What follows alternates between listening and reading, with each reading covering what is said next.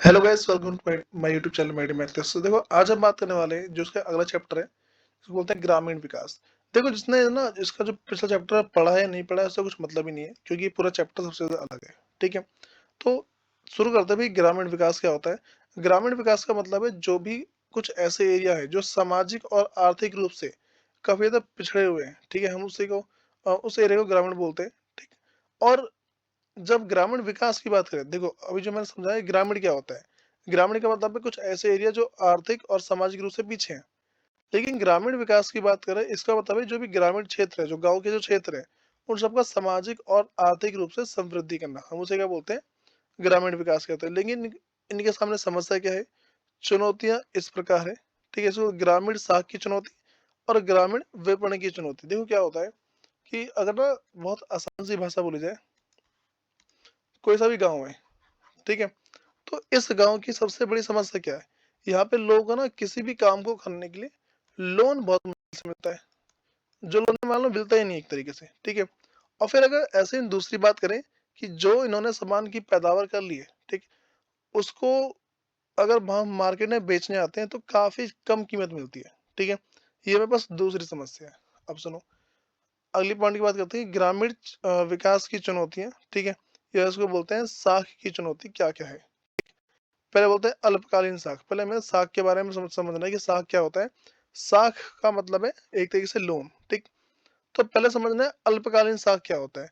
अल्पकालीन साख का मतलब है जो 1 साल से कम के लिए लिया गया हो, या फिर बोल सकते हैं कि 6 महीने से लेके 12 महीने तक के लिए जो लोन लिया जाता है उसे बोलते हैं अल्पकालीन साख। और दूसरी बात करते हैं कि मध्यकालीन साख। ये साख हमेशा मशीन खरीद ले, फिर मान लो कुआं वगैरह खुदवाने के लिए किया जाता है। ठीक, और ये 12 महीने से लेके 5 साल तक का होता है। और दीर्घकालीन साख क्या होता है, ये ना जमीन वगैरह खरीदने, ठीक है, ये फिर मान लो जमीन में सुधार करवाने के लिए खरीदते हैं, और ये 5 से 20 साल के लिए होता है। ठीक, तो अगली बात करते हैं ग्रामीण साख के स्रोत। तो ग्रामीण साख के स्रोत का मतलब है कि ये जो गांव में लोन किस किस तरीके से प्राप्त करते हैं। पहले बोलते हैं गैर संस्थागत, दूसरे संस्थागत। गैर संस्थागत में कौन आते हैं? जमीन का मालिक, व्यापारी, महाजन। भारत में गैर संस्थागत ग्रामीण साख के महत्वपूर्ण स्रोत है। ठीक है, तो ये चीज। और अगली बात करते हैं संस्थागत स्रोत कौन से हैं। तो पहले सरकार, सहकारी समिति, वाणिज्य बैंक, क्षेत्रीय ग्रामीण बैंक। ठीक, तीसरा ऐसा है वहां से। ठीक है, तो अब थोड़ा सा इसके और आगे बढ़ते हैं कि सहकारी साख समिति क्या होती है। देखो, सहकारी साख समिति का मतलब होता है एक ऐसी समिति बनी होती है जो लोगों को ना काफी ज्यादा कम ब्याज पे उन्हें लोन देती है। और इनका उद्देश्य क्या होता है? सभी क्षेत्रों में साख सुविधा फैलाना, हर क्षेत्र में लोन देना, और साख एजेंसी की रूपरेखा में महाजन के प्रभाव धीरे धीरे खत्म कर दिया। ठीक है, अब सुनो, दूसरा काम क्या है इसका, कि ये जो महाजन वगैरह, ठीक, इन सबको पूरा खत्म कर देना, ताकि लोगों के ऊपर ज्यादा अत्याचार ना कर पाए। ठीक, तो दूसरी बात करते हैं, हमारे पास जो है स्टेट बैंक ऑफ इंडिया और अन्य व्यापारिक बैंक। ठीक, ये भी ऐसे हैं जो कि लोन देने का काम करते हैं। अगला है क्षेत्रीय निर्माण बैंक तथा भूमि विकास बैंक। ये बैंक ऐसे हैं जो ग्रामीण विकास है उसमें काफी ज्यादा सहायक है।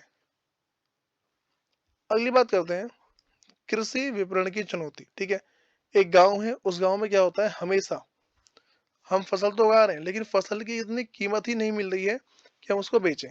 ठीक है, और ये प्रक्रिया किस तरीके से है? ये तो फसल के बारे में, ठीक है, कि फसल की कटाई, उत्पादन, भविष्य में बिक्री और उत्पादन, जब कीमत का लापरवाह होना, ये बहुत सारी बातें, और ये ना इम्पोर्टेंट है। ठीक है, अब सुनो, तो मेरे पास है कि विपणन प्रणाली को सुधारने के लिए सरकार द्वारा उठाए गए कदम। ठीक है, सबसे पहले मेरे पास बोलते हैं नियमित मंडी, मंडी लगवा दी, भंडार गृह लगवा दिया। ठीक है, ताकि जो अनाज सड़े ना, और रियायती यातायात, और जो एक जगह से दूसरी जगह सामान लेके जाते हैं उसमें बचत हो जाए। अगले पास सूचना का प्रसार। तो इनका मानना ये होता है कि जो मीडिया वगैरह है उन सबके पास में इनकी सूचना होनी चाहिए। अब सुनो, अगली बात करते हैं हम, जिसको ग्रामीण विकास की उभरती चुनौती। ठीक है, ये जो ग्रामीण विकास है उसके सामने बहुत सारी कौन कौन सी चुनौतियां हैं। तो पहला, कृषि के बाहर रोजगार। ठीक है, पशुपालन। ठीक है, मतलब कि कृषि को छोड़ के और रोजगार कहाँ का है गाँव के अंदर? पहला पशुपालन।